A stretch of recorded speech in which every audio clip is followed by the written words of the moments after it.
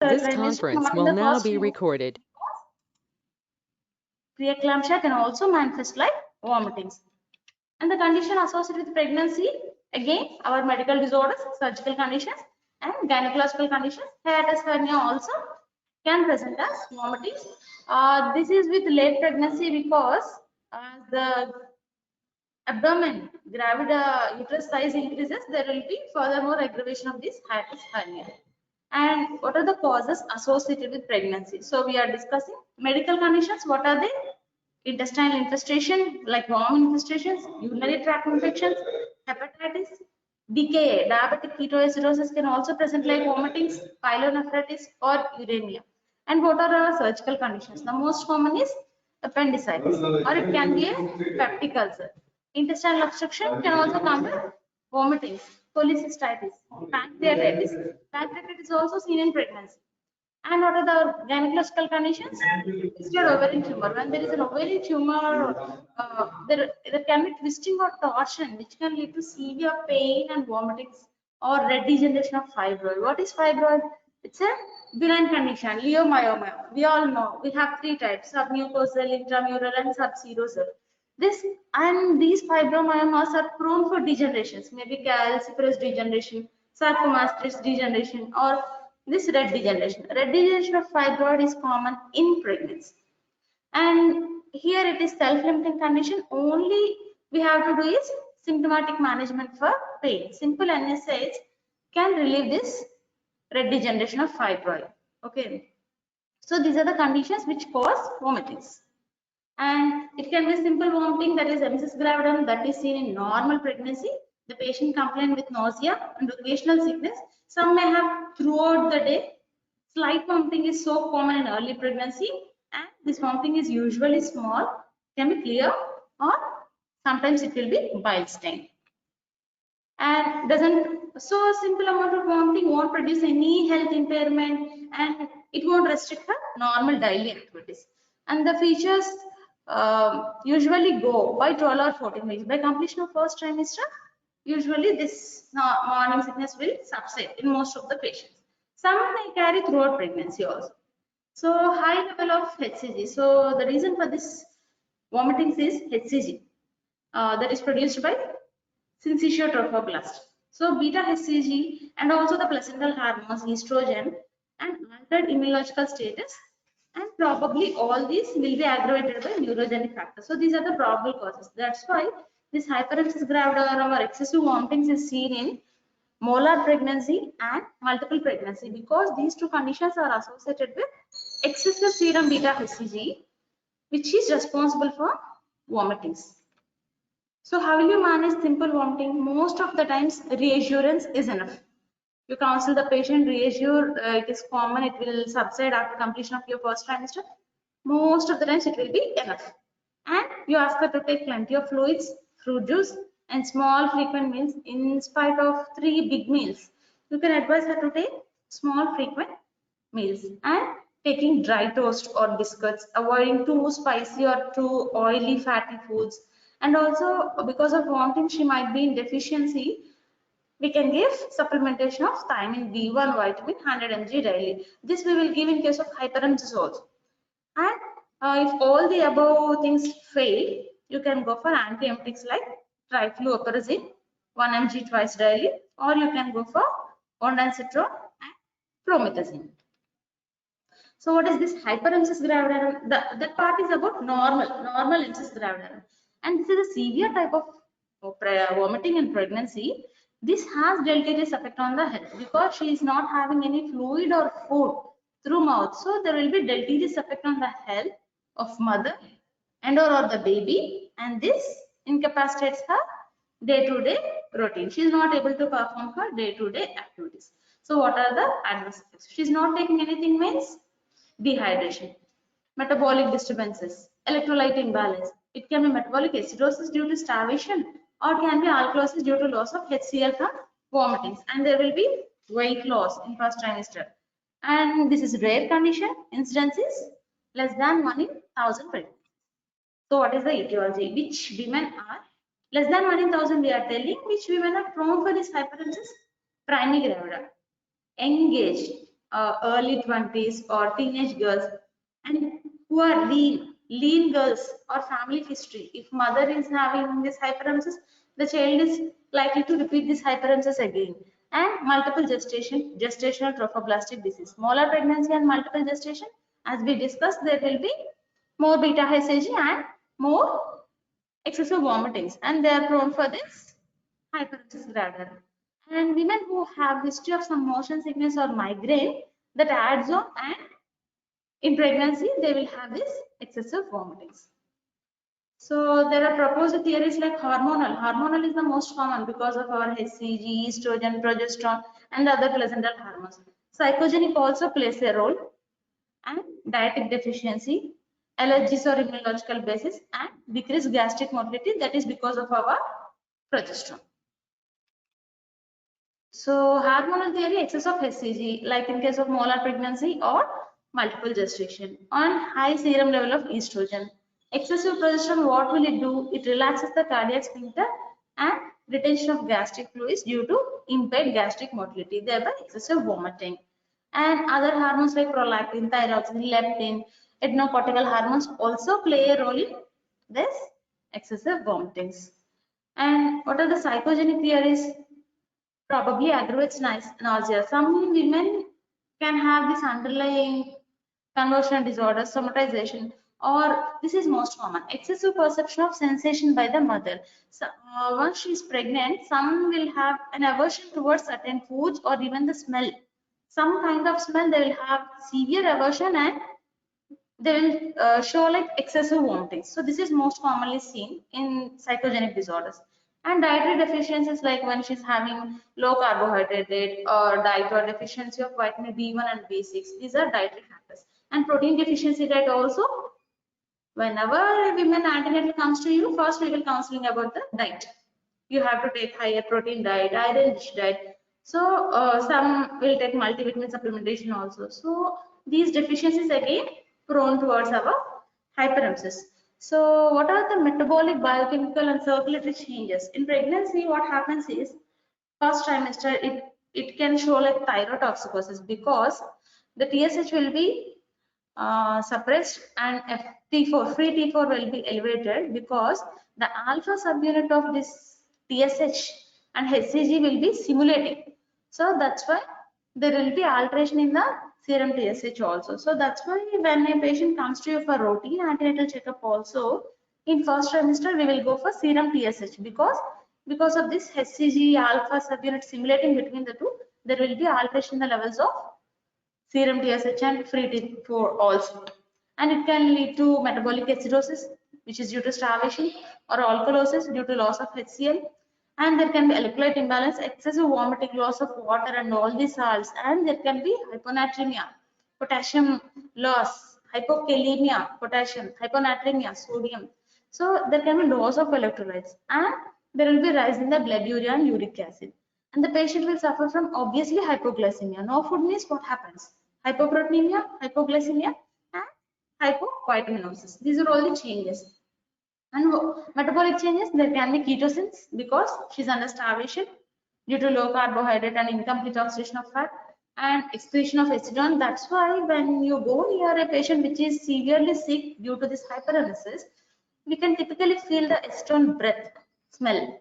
So that is also became ketotic order. That is because of this excretion of acetone through kidneys and in the breath. And excessive excretion of non-protein nitrogen also seen. And circulatory changes in pregnancy itself, the hemoglobin will be raised, RBC count will be raised, and hematocrit will be raised. So relatively there will be a state of hemoconcentration. Normal pregnancy there will be a state of, starting from second trimester there will be hemodilution. Okay, because the plasma expands more compared to this hemoglobin, RBC and hematocrit. But here they are under dehydration. Now we will see the state of hemoconcentration and slight increase in WBC with increase in eosinophils, and ECF will decrease. There will be reduction in the extracellular fluid. So whatever may be the cause of vomiting, these three will form a vicious cycle. If the patient has excessive vomiting, there will be starvation, carbohydrate starvation again. It leads to ketoacidosis, and this again initiates vomiting. So this will form a vicious cycle if we leave it untreated. So coming to pathology, there won't be any specific morbid anatomical changes. So if it is serious starvation and malnutrition, there can be changes in the liver, kidney, heart and brain. What in the liver? There can be centrilobular fatty infiltration without necrosis. In kidney, there will be fatty change in the convoluted tubules. In the heart can be small, subendocardial. These are all in extreme conditions, severe deficiencies. In brain, there can be hemorrhages in the hypothalamic region and Wernicke encephalopathy, you all know, we will see in thiamine deficiency. So clinical course, when it is early, there will be vomiting throughout the day, but there won't be any evidence of dehydration or starvation. If it is late, you diagnosed it late or the patient came to you late, so there will be evidence of dehydration and ketoacidosis. What are all the symptoms? What will she say to you? There will be vomiting, excessive frequency, and there will be retching.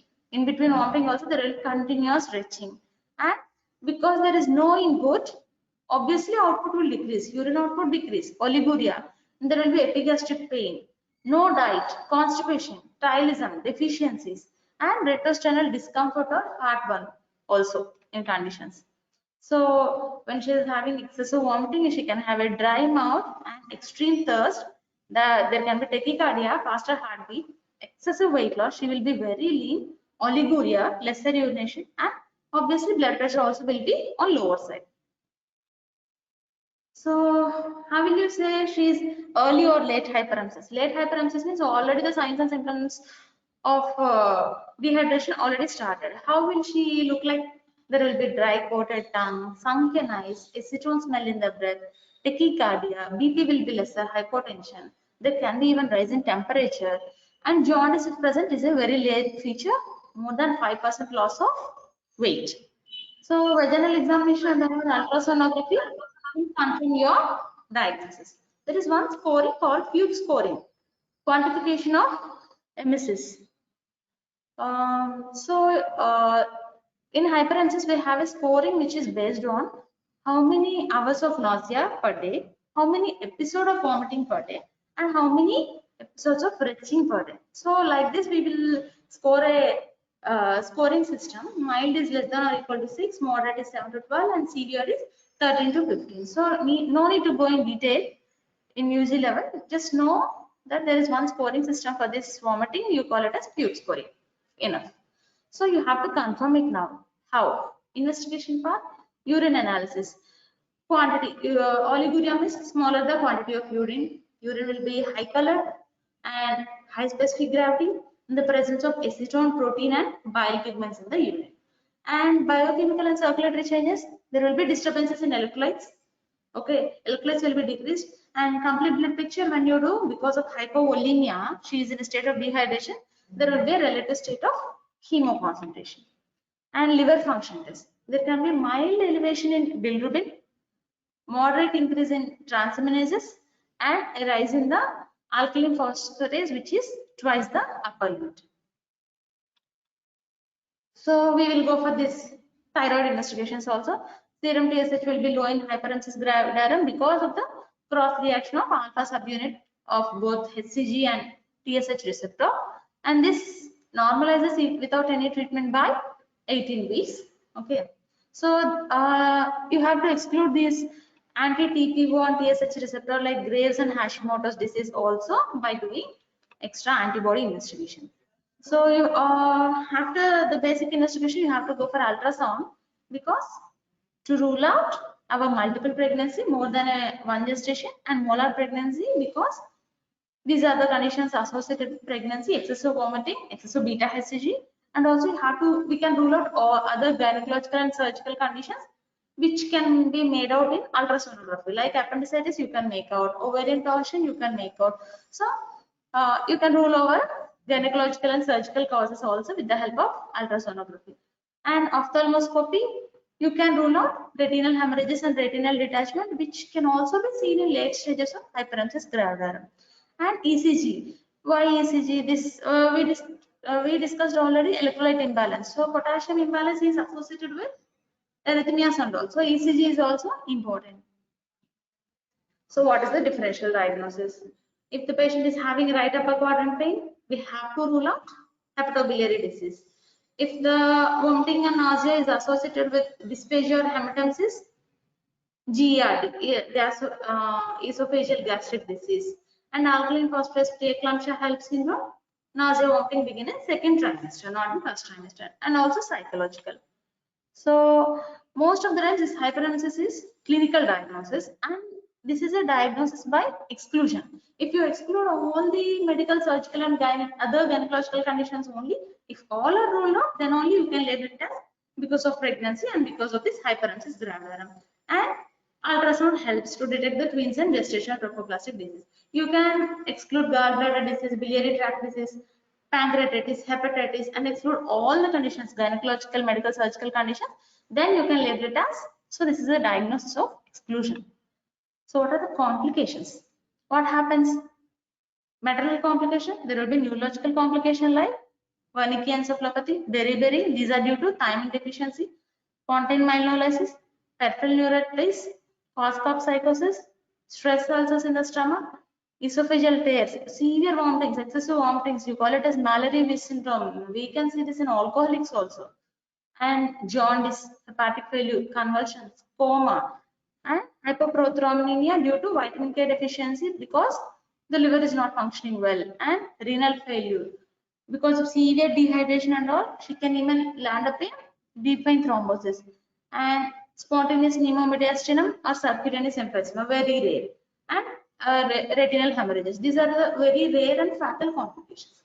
So what are the fetal complications? They can be miscarriage, any trimester, first or second trimester, or it can be preterm labor, can be stillbirth, or small for gestational age or low birth weight baby because mother is not gaining weight, she is not eating properly, obviously the baby won't get proper nutrition. And if the mother got Wernicke encephalopathy, there will be worst fetal outcomes. So these are the complications on maternal and fetal part. So what is central pontine myelolysis? I think you heard about it. Hyponatremia is plasma level of sodium less than 120 millimole per liter, and it causes confusion, seizure, and respiratory arrest. So when this hyponatremia is corrected too rapidly, it can lead to a condition called central pontine myelolysis, and there can be spastic quadriparesis. You will read in detail about all this in medicine. So rapid correction of hyponatremia is dangerous and it leads to a condition called central pontine myelolysis. And what is this Wernicke encephalopathy? If you leave the thiamine deficiency untreated, it can have ocular manifestation like diplopia, nystagmus, or sixth nerve problem or confusion, ataxia. And if not treated, it results in Korsakoff psychosis also. In that psychosis, what are the features? Amnesia and impaired ability to learn. Severe depression even may indicate elective termination of pregnancy. If the mother is in severe depression and severe deficiency, sometimes, rarely, you may even have to go to termination of pregnancy. And how will you manage? What are the principles of management? The first and important, to maintain hydration. If she is able to tolerate orally, oral. If not, you have to go for IV fluids. You have to stop vomitings. Go for antiemetics and correct electrolyte imbalance, fluid imbalance with the help of fluids, and correct metabolic disturbances, and to prevent to going to severe complications and care of the pregnancy, antenatal care. So first, when you come to know she is hyperemesis gravidarum, first and important is hospitalization. She has to be made inpatient, and rehydration and vitamin supplementation. So you have to, if she is having hyperemesis of gravidarum, she has to withhold oral fluids. So nil by mouth, nothing by mouth, till 24 hours after cessation of vomiting. Then you go for IV fluids. So on approximate 3 liters, half of it will be D5, dextrose 5%, and half will be ringer lactate. So the fluid therapy with the help of NS and RL. So sodium chloride 0.9% we have to connect at a rate of 150 millimole per liter, ringer lactate at a rate of 130 millimole per liter. So you have to replace the fluids, and you have to add potassium to the IV fluids because she will be in a state of hypokalemia. And thiamine supplementation should also be given 50 to 150 mg orally or 100 mg diluted in 100 ml NS. You can connect thiamine also daily, and vitamins and thiamine before dextrose to prevent Wernicke encephalopathy. So you corrected dehydration. fluids given. Now we have to stop vomiting. How? We have a set of antiemetics. Ondansetron, Zofar, most commonly used. 8 milligram twice a day can be used. Promethazine, phenothiazines like chlorpromazine, prochlorperazine, triflupromazine, so metoclopramide, methylprednisolone. If all these antiemetics not control the vomitings, so some patients rarely may go even till steroids. Methylprednisolone 16 mg 8th hourly. Some may happen to continue these steroids even throughout pregnancy also for the reason of this hyperemesis gravidarum. So we can maintain progress chart on it. We record temperature, blood pressure, pulse. Input output monitoring is very strict and very important for these conditions. And dipstick test to assess ketone. Daily you have to check urine ketone because urine ketone should be negative. So you have to properly rehydrate the patient and daily you have to check for urine ketones, input and output, weight monitoring regularly, and serially you have to go for electrolytes, whether they are improving or not. And if potassium is still abnormal, you have to go for ECG again. So lifestyle changes. So you ask her to take several small meals throughout the day. Avoid and completely empty stomach because this increases nausea again, and avoid offensive orders which she is not able to tolerate now. So complementary therapies, there is something like hypnosis, acupuncture, herbal remedies, but I don't know. We won't follow this. So sequence of management, vitamin B6 and doxylamine will be first line, pyridoxine and doxylamine. So dose is pyridoxine 10 to 25 mg, doxylamine is 10 to 12.5 mg, 3 to 4 times a day. So these drugs have side effects of, especially this metoclopramide, they have extrapyramidal side effects. Thromboprophylaxis. If the woman is severe dehydration and immobilization due to vomiting, they are prone for thromboembolism also. So you have to go for thromboprophylaxis with the help of heparin or low molecular weight heparin, that is enoxaparin, or intermittent stop compressions, and you encourage the patient for mobilization. Mobilization decreases the risk of DVT, deep vein thrombosis. So for refractory cases, I told you, for all the drugs you have given, but still refractory, she's having continuous vomiting, she have to go for oral or IV corticosteroids. Steroids IV, 100 mg IV hydrocortisone can be given in case of hypotension, intractable vomiting, or oral prednisolone. Okay, so along with nutritional support of our vitamin B1, B6, vitamin C, and B12. So steroids is the last resort. So mild cases, you can go for dietary management, ginger extract like natural things, vitamin B6, doxylamine, antiemetics. If it is moderate, you can go for promethazine, prochlorperazine, ondansetron, oral, rectal, or parenteral. And if it is severe form, IV hydration. Admit the patient. First admit the patient, IV hydration, go for thiamine correction, and parenteral, metoclopramide, promethazine, ondansetron. If it is an intractable vomiting still, go for enteral or parenteral nutrition, and also add steroids. So after your correction, there are signs of improvement. How will you know the patient is subsided of the condition? There will be subsidence of vomiting. Vomiting will be decreased, and the patient will start feeling like hunger, and her look will be better. The way she presented you after your treatment, she will be looking better, healthy, and the stone smell in the breath will be disappeared, and her blood pressure, input, output, pulse will come to normal. So these are all the signs of improvement. Before IV fluids are omitted, give fluids orally. When she is able to tolerate fluids orally, then you can leave IV fluids. Salty, bland diet like salt biscuits, tryptin biscuits. These biscuits are toast. So these feeds are tolerated well compared to our routine foods. Next, if not tolerated, nasoenteral or nasogastric feedings will be an alternative. In very sick patients, total parenteral nutrition can also be done, but TPN has itself complications of sepsis, pneumothorax, thrombosis, and immunosuppression. So most of the times patient will be settled with the help of IV fluids and whatever the treatment we give. They will accept the oral diet and followed by protein diet. So initially oral fluids, next salty bland diet like toast, next protein food. So dermatitis, we won't practice this. Gastrectomy, jejunostomy, very rare, and we won't practice. So by summary, how will you manage when you know it is hyperemesis gravidarum? Hospitalize, monitor pulse, BP, temperature, input output charting, cut everything by mouth, nil by mouth, start IV fluids, antiemetics, psychotherapy. We can give repeated counselings with the help of a psychiatrist. Stop IV fluid, start oral SIP, allow a bland diet like biscuit or bread. If tolerating well, go to the next step, normal diet, and advise lifestyle changes, and then you can discharge from the hospital. So at first, dry carbohydrates like these biscuits, toast. So these are dry carbohydrates and they won't aggravate vomiting. Like if she have biryani or something like too spicy food, what will happen? Again start.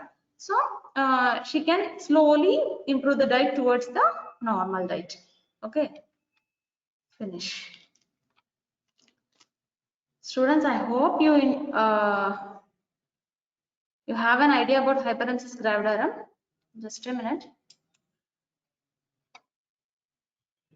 Any doubts? Okay, fine, you can leave. Wait. After your attendance, you will leave. Wait, students.